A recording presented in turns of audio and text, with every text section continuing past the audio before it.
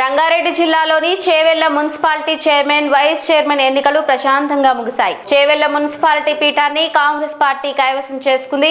Municipality తొలి chairman గా దేవర సమత వెంకటరెడ్డి ఎన్నిక కాగా వైస్ చైర్మన్ గా కాసుల రాములు గౌడ్ ఎంపికయ్యారు. ఎన్నికలు ప్రశాంత వాతావరణంలో నిర్వహించగా ఫలితాల అనంతరం కాంగ్రెస్ శ్రేణులు సంబరాలు జరుపుకున్నాయి. స్థానిక అభివృద్ధికి కట్టుబడి పనిచేస్తామని కొత్తగా ఎన్నికైన ప్రజాప్రతినిధులు తెలిపారు.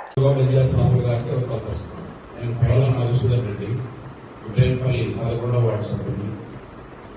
నేను కాసుల రాములు గౌడ్ని బలపరుస్తున్నాను.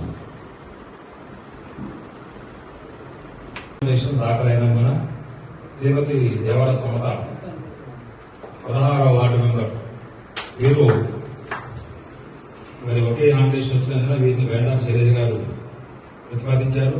శ్రీనివాస్ గారు బలపరిచారు కనుక మరి వీరు ఎన్నికైనట్టుగా ప్రకటిస్తున్నారు. ఏకగ్రీవంగా ఎన్నికైనట్టుగా ప్రకటిస్తున్నాం.